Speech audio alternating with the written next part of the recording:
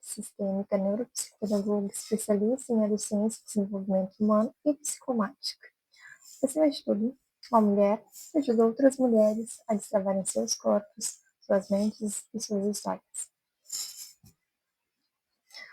Hoje a gente vai falar sobre um tema bem importante, né? Para as mulheres, e para homens também, que é sobre emagrecimento. Emagrecer é muito mais do que apenas perder peso. É curar a sua história, reprogramar a sua mente e libertar o seu corpo.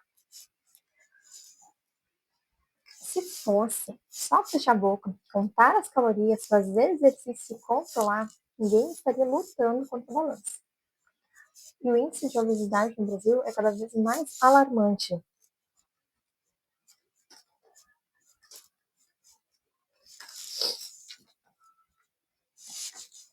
Aproximadamente 68% da população adulta apresenta excesso de peso, sendo 31% com obesidade e 37% com sobrepeso. São dados, né, bem segundo a Fiocruz de Brasília. Então,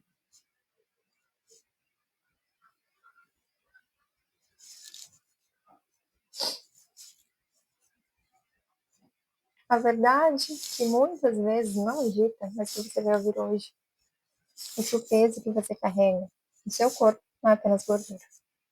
Ele é, muitas vezes, a manifestação de uma história não olhada, de dores que não foram curadas, de traumas, memórias, dinâmicas ocultas no seu sistema familiar. E que, enquanto isso não for olhado, nenhum protocolo funciona de verdade. Você até emagrece, faz dieta, se dedica, perde peso, mas volta. Sempre volta. Porque o corpo ele não esquece a história que não foi resolvida. E hoje eu te provo com embasamento, com neurociência, com visão sistêmica e com a sua própria história. Que o seu peso é muito mais sobre emoção do que sobre alimentação.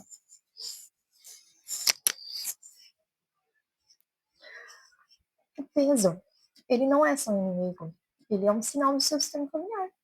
E anota aí, o peso que você carrega é muitas vezes amor disfarçado de gordura. Lealdade disfarçada de gordura. Sim, amor. Amor cego, amor infantil, amor que se expressa em forma de proteção. Quando uma criança vem ao mundo, e por isso nós trabalhamos com a criança interior, porque ela ainda habita dentro da gente. E eu costumo dizer que a infância é o solo que a gente percorre por toda a nossa vida.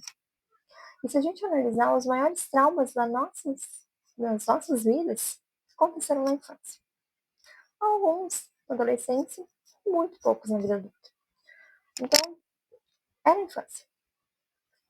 E esse amor, que a gente fala que é um amor cego, um amor infantil, é um amor que se expressa em forma de proteção, de lealdade. Nas constelações sistêmicas, segundo Bert Hellinger, nós carregamos inconscientemente as dores, os traumas, os medos e as experiências dos nossos antepassados. Muitas vezes como uma forma de pertencimento, de nos sentir pertencentes, porque também é outra coisa, que todo ser humano anseia e deseja é pertencer.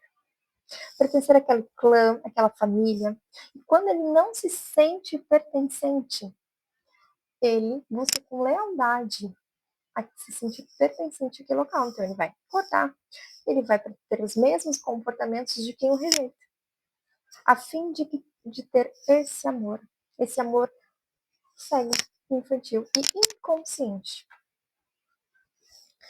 E se a gente olhar para nós, muitos relacionamentos, né, muitos dos nossos relacionamentos, quando não temos o autoconhecimento, não temos uma visão sistêmica, a gente corre atrás também de quem rejeita a gente. Isso explica tudo, né? Para vocês verem o quanto é importante e que é fato a questão do pertencimento.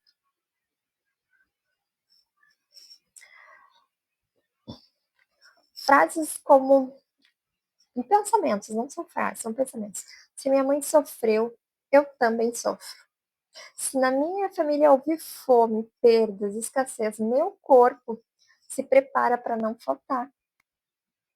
Isso também a gente aprende lá em neurociência, a questão do cérebro reptiliano, que no tempo das cavernas, eles acabavam consumindo em excesso para manter o seu tecido adiposo para os tempos que não tinham comida.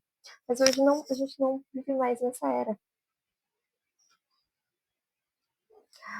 Isso que eu falei anteriormente, sobre sofrimento, se minha mãe sofre, eu também sofro, se chama lealdade invisível, que é um conceito desenvolvido por Ivan Bosdorf-Meinert, que é um psicoterapeuta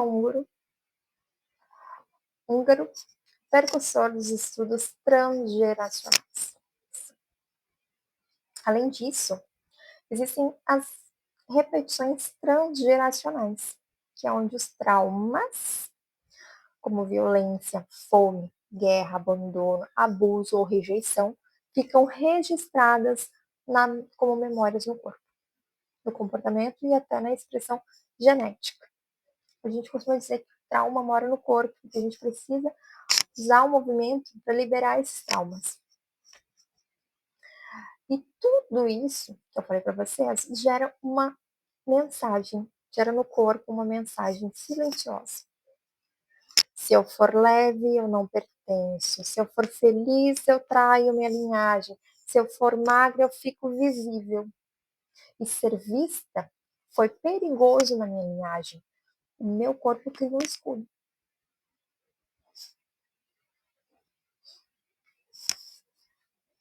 Agora vamos para outra. Nós vimos até então sobre a visão sistêmica do emagrecimento e do não emagrecimento.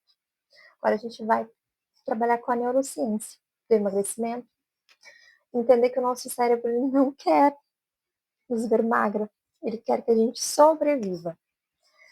E o cérebro tem uma função primordial, nos manter vivas e seguras. Então, às vezes ele não vai querer que a gente fique magra, mas ele vai querer que a gente fique protegida. E para isso ele busca 3 leis biológicas fundamentais, segundo a neurociência comportamental. A primeira lei é a busca do prazer imediato, que é o sistema dopaminérgico, né? De recompensa imediata, de prazer imediato, de liberação de dopamina, né, na corrente sanguínea. A segunda é evitar a dor a qualquer custo. Então, ali a amígdala cerebral e o sistema límbico, eles buscam incessantemente, né, que evitar a dor.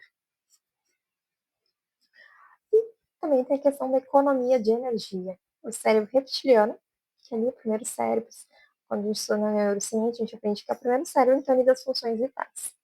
Porque os córtex, né, foram após essa questão, foram depois que, com a evolução humana, foi vindo mais partes para o cérebro, que são os córtex, são a parte pré-frontal ali, o restante. Mas antes era só a parte do tronco cefálico e algumas partes que eram funções vitais.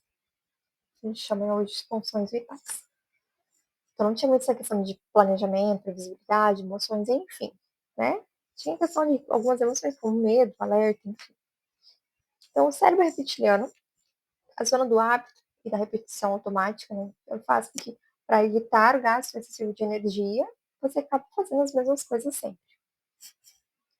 Então, toda vez que você sente estresse, tristeza, frustração, cansaço ou insegurança, seu cérebro ativa o sistema de recompensa, buscando formas mais rápidas de prazer, conforto e alívio.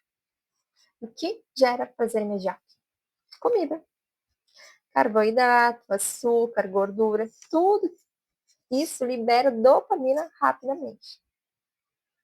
A comida, ela entra como um analgésico emocional. E depois vem o ciclo da culpa, da frustração, do efeito sanfona. E tudo mais que vocês já estão cansados de saber. E como é que essas emoções viram gordura, né? A gente come as emoções. A gente já viu isso, né? A gente tá ali triste, coisa que a gente faz comida. E existe um eixo fundamental da medicina psicossomática e da neurociência que se chama eixo cérebro-intestino-corpo. Que é toda emoção gera uma cascata de neurotransmissores e hormônios. A emoção de estresse aumenta o cortisol, que aumenta a inflamação, que aumenta a retenção de líquidos, a gordura, que desregula a insulina, que dificulta o emagrecimento. Emoções de medo, abandono ou rejeição, elas ativam o sistema límbico, que ativam o sistema de alarme constante, o corpo fica em alerta, que o corpo entende que está em perigo, então ele garante estoque de energia, que aumenta a gordura. Isso é neurociência, isso é a gente estudando na neurociência há muito tempo, né? Lá o cérebro reptiliano, no tempo das cavernas, que acontecia, vocês estavam em alerta, então eu tudo mais, porque talvez tivesse que sair fugindo, né? Fuga, e ir para outro lugar, e talvez não fosse fácil conseguir comida, então eles faziam um depósito de armazenamento de comida, não estoque, então comiam para ter o tecido de pouso para sobreviver por alguns dias, até se estar em outro lugar que tivesse comida. E nosso cérebro continua fazendo isso, milhares de anos depois. O peso, então, muitas vezes é um escudo contra o abandono, a rejeição, violências emocionais ou físicas, insegurança afetiva e traumas geracionais. E o mapa das travas, sistêmico mais emocional, mais neuroemocional. As crenças familiares também, né? Crenças sistêmicas frequentes. A nossa família, a mulher é forte, grande, aguenta tudo. Pobre tem que aproveitar enquanto tem comida. Se eu for magra, fico visível. Ser vista é perigoso. Isso gera gatilhos, né? Programações emocionais. Medo de destacar, medo de sucesso, medo de ser desejada. Históricos de abuso na linhagem. Às vezes existiam histórias dentro da linhagem de certos sistemas que a mulher era muito bonita e foi abusada. E às vezes até foi morta nesses abusos. Então, esses traumas dentro do sistema, eles perduram por gerações. Há estudos científicos que até 7 gerações. O ciclo neuroemocional do estresse, do sistema de recompensa, da compulsão, do sedentarismo, da culpa e da despesa. E é um ciclo. Estressor, sistema de recompensa, compulsão, sedentarismo, culpa, despesa. De novo, estresse e assim vai. É um ciclo. Então, numa visão sistêmica e neurocientífica, né, quais são as recomendações para um destravamento neurosistêmico? É o caminho da cura, que é o qual eu convido vocês a darem sequência na mentoria sistêmica, olhando para cada que precisa ser visto. Porque tudo que eu falo aqui é de forma generalizada, de forma geral, né? Mas cada sistema, cada pessoa, cada indivíduo tem o seu próprio sistema, e dentro desse sistema tem aquelas o que precisa ser visto.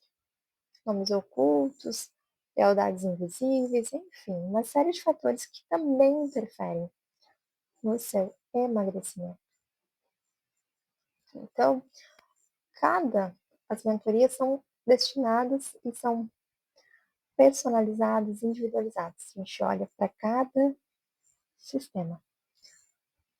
Nas análises sistêmicas e sessões terapêuticas sistêmicas também. Só que na mentoria ela é mais completa. O primeiro passo, então, é olhar para a sua história.